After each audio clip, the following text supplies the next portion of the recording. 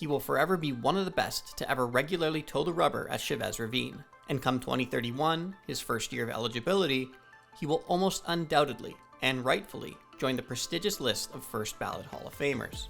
The player I'm speaking of is, of course, Clayton Kershaw, who after 18 incredible MLB seasons has hung up his spikes for good, after being a small, albeit shaky part, don't remind me, of the Dodgers' 2025 World Series championship. The now 37-year-old, who made his MLB debut as a 20-year-old on May 25, 2008, just 2 years after being drafted in the first round, 7th overall, racked up quite the impressive MLB resume. Stats-wise, Kershaw pitched to a 2.53 ERA over 2,855 and a third regular season innings, racking up over 3,000 strikeouts, and playing to a combined WAR of 78.1.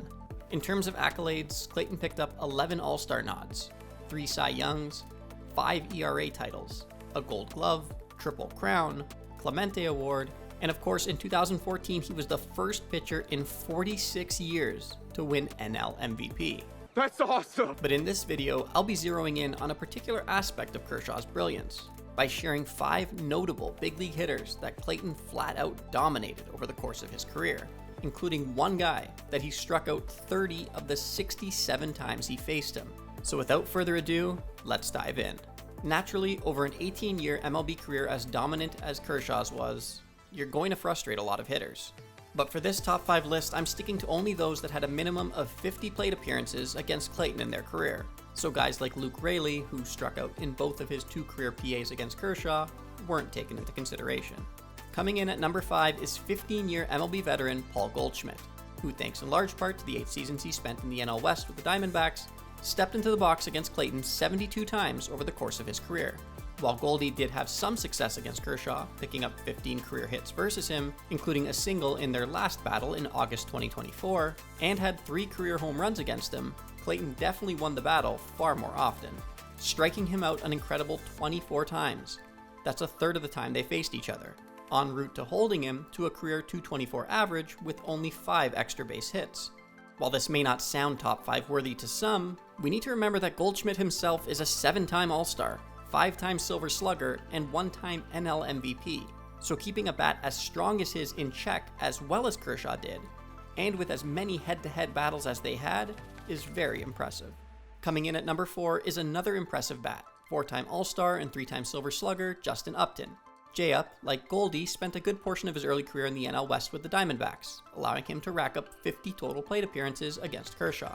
While Upton did manage to take Clayton yard once in 2020, the third last time that the two ever faced each other, he also swung through or was caught looking at strike 3 17 times when facing the dominant lefty. That's 34% of his total PAs against them. Justin could only ever manage 7 hits off of Clayton, including an infield squibber that unfortunately Kershaw's best Jeter impersonation couldn't prevent. His lifetime 7 for 47, a 149 average, definitely makes him more than worthy of being forever enshrined as one of the guys that Clayton regularly owned. Sitting at number 3 is former member of the Washington Nationals, Texas Rangers, and Colorado Rockies, Ian Desmond, who also picked up a few awards over the course of his 11-year MLB career, earning himself 2 All-Star nods and 3 Silver Sluggers. Like Upton, Desmond and Kershaw went head-to-head 50 times, with Ian also striking out in an identical 34% of his plate appearances against him, including the last time they squared off in September of 2020. Why I put Desmond at number 3 above Upton is that in the 8 at-bats that Ian recorded a hit against Kershaw, only 2 of them went for extra bases, a triple in 2010, and a double that I say with air quotes because I personally think that the extra base was gifted to a hustling Desmond by a lackadaisical Cody Bellinger. So to me, what Kershaw limited Desmond to was slightly more impressive, especially when you factor in that of Ian's 17 Ks, only 1 of them took Clayton 6 pitches or more to rack up, and 11 of them were on 4 pitches or less. That's what I call making quick work of a guy. At number 2 is former outfielder Hunter Pence, who accumulated most of his head-to-head battles with Kershaw while playing for the San Francisco Giants between 2012 and 2020. Over the course of his 14-year MLB career, Pence stepped into the box against Clayton a whopping 92 times, striking out against him in 20 of those PAs, 21.7% of the time, including their last battle in August of 2020. But aside from the strikeouts, Hunter only managed to pick up 18 hits off of Kershaw, good for a 198 lifetime average, with only 4 of those hits going for extra bases, and Pence only drawing a free pass once in 92 chances. Kershaw managing to keep a 4-time All-Star like Pence at bay, pun intended with the location of the Giants Stadium. That's a good one. Over that many career looks at his stuff is flat out dominance. Before we get to number 1, I do want to quickly remind you to be sure to do me a favor and subscribe to help me to be able to continue to deliver more MLB content like this to you for free via YouTube. And I want to share 2 honorable mentions, guys that didn't meet the 50 plate appearance threshold like those on this list, but struggled mightily against Clayton in a fair share of ABs. The first is contact hitter extraordinaire Luis Arraez, who in his 12 chances against Kershaw has come up empty, going 0 for 12 with 3 punchouts. Which may not seem like much, but let's not forget that Luis just happens to be a 3-time batting title champ. And my second honorable mention goes to former Met and Angel Juan Lagares, who wasn't much of an offensive threat over the course of his 10-year MLB career, and his struggles against Clayton didn't help with that reputation, but Lagares went 0 for 18, barely ever leaving the infield with any contact he made, and struggling mightily, like so many others with Kershaw's slider.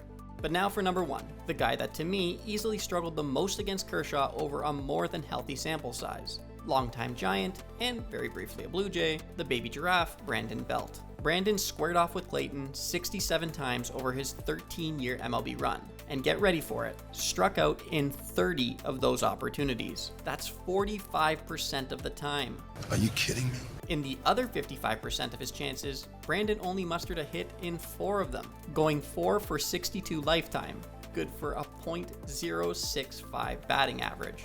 Aside from a 2018 single, the other 3 hits all came in 2011 or 2012, meaning that Brandon went completely hitless against Kershaw for 5 straight years, and with no shortage of chances. The lefty-lefty matchup did make it tough for Brandon, and he wasn't nearly the accomplished hitter that a few of the names we opened up this list with were, but he still amassed over 1,200 hits over the course of his career. So Kershaw pretty well completely shutting him down is incredibly impressive. That's my top 5 list of the guys that Clayton Kershaw flat out dominated over the course of his career. What's your personal favorite Clayton Kershaw moment?